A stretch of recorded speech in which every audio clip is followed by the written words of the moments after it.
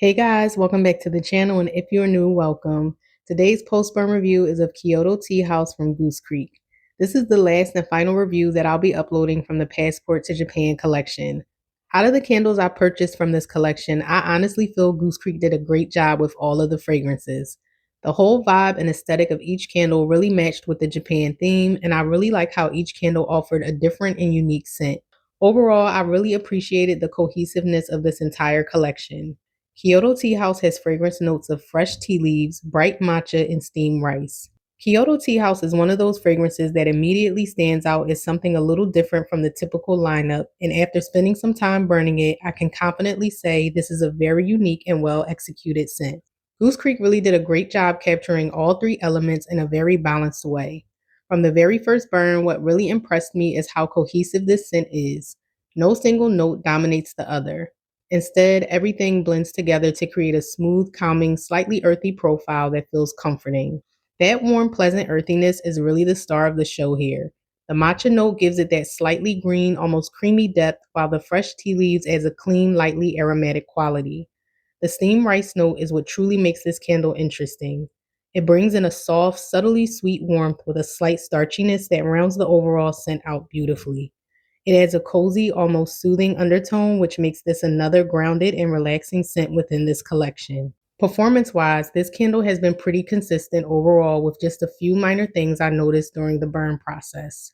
On the first three burns, I did notice that the candle burned a little hot around the 2 to 2.5 hour mark. The flames were a little higher than I typically prefer, which is something to keep an eye on if you're doing longer burn sessions early on. However, by burns 4 and 5, things definitely improved. I was able to complete a full 3 hour burn session during each of those burns without any issues, and the flames seemed to mellow out and be more stable. On this current burn, I did notice a little bit of wick fiber shedding off into the wax pool. It isn't anything excessive or alarming, and I will note that as I continue to burn it, it seems to have self corrected. So while it's something to be aware of, it didn't negatively impact the overall experience. Now let's talk about the strength and throw. In my open concept space, I would put this candle at a 6 out of 10 without the assistance of a hurricane. It's definitely noticeable and can fill a room, but it isn't overly strong or overpowering. It creates more of an ambient atmospheric scent rather than something that aggressively projects. When I placed it into a hurricane, the performance improved and the throw bumped up to a 7 out of 10.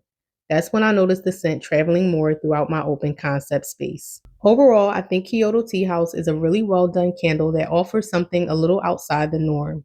It's calming, balanced, and has a unique scent profile that you don't come across often, especially with that steamed rice note adding warmth and depth. If you enjoy fragrances that offer matcha or tea based scents in general, then this is absolutely one worth checking out. It's not loud or overpowering, but it has a refined, comforting quality that makes it perfect for relaxing evenings or just creating a peaceful atmosphere in your space. This is definitely one I recommend, especially if you're looking to try something a little different from the usual bakery, fruity, or fresh, clean candles. Kyoto Tea House brings a subtle sophistication that really makes it stand out in a collection.